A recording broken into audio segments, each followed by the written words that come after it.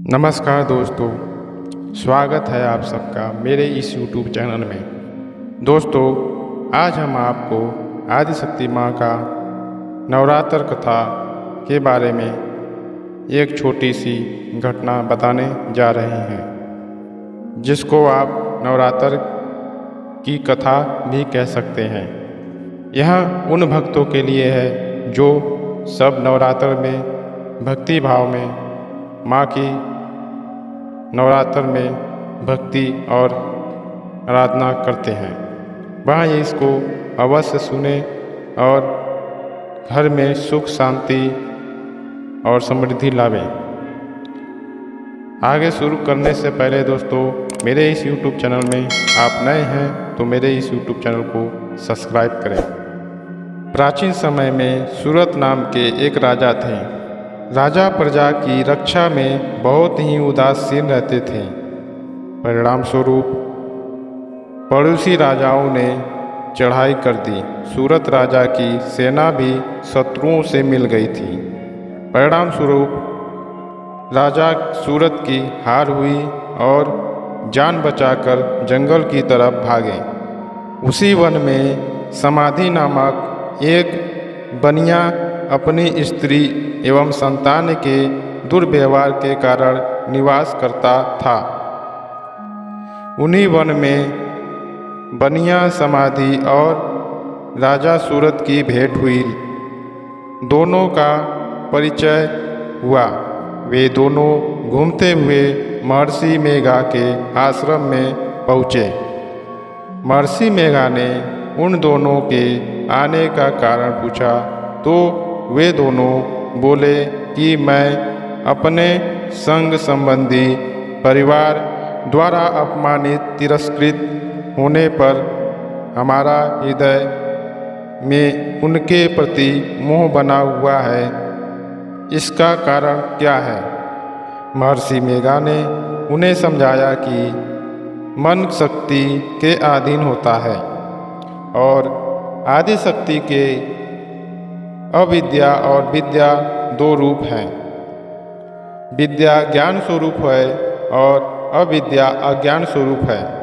व्यक्ति अविद्या अज्ञान के आदि कारण रूप में उपासना करते हैं। उन्हें वे विद्या स्वरूप प्राप्ति होकर मुक्ति प्रदान करती हैं।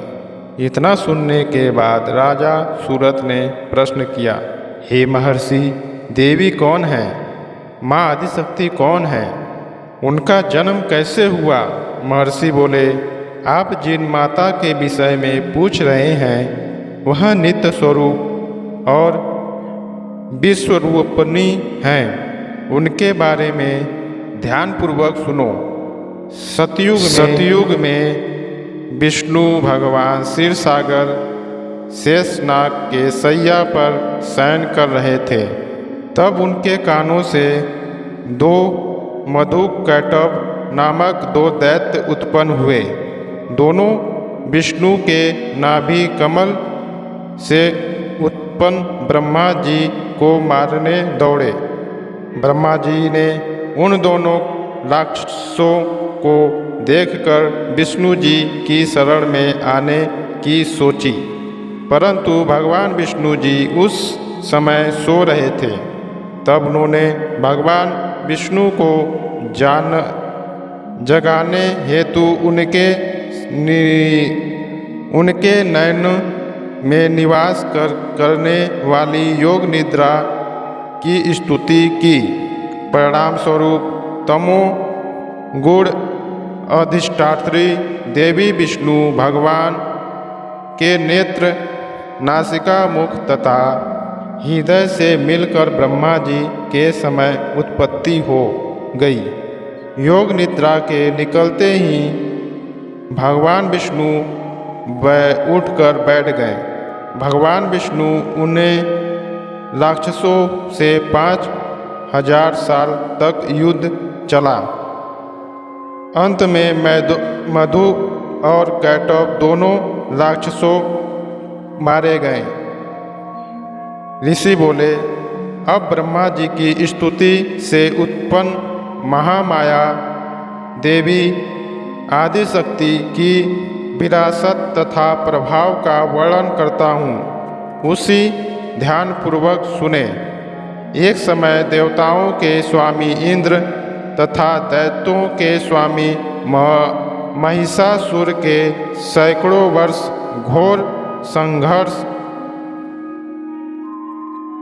संहार हुआ। इस युद्ध से देवदास इंद्र की पराजय हुई और महिषासुर इंद्रलोक का स्वामी बन बैठा।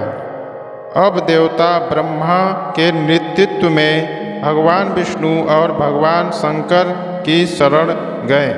देवताओं की बात सुनकर भगवान श्री विष्णु जी तथा महादेव क्रोधित हुए। भगवान विष्णु के मुख तथा ब्रह्मा जी और महादेव तथा इंद्र आदि के शरीर से एक तेज पुंज निकला, जिससे समस्त दिशाएं जलने लगीं और अंत में यही तेज पुंज एक देवी का रूप में परिवर्तित हो गया। देवी ने सभी देवताओं ने आयुध एवं शक्ति प्राप्त करके उच्च स्वर में अट्टहास किया, यानी हंसने लगी। इससे तीनों लोक में हलचल मच गई। महिषासुर अपनी सेना लेकर इस सिंहनिदा की ओर दौड़ा। उसने देखा कि देवी के प्रभाव से तीनों लोक अलौकिक हो रहा है। महिषासुर की देवी के सामने एक भी चाल सफल नहीं हुई और वह देवी के हाथों मारा गया। आगे चलकर वही देवी सिंह और निशुंभ राक्षसों का वध करने के लिए गौरी देवी के रूप में अवतरित हुई। यह कथा सुनकर मेघा ऋषि सूरत तथा बनिए ने देवी सतवन की विविधित व्याख्या की। राजा सूरत और वर्णिक नदी पर जाकर देवी की तपस्या करने लगे।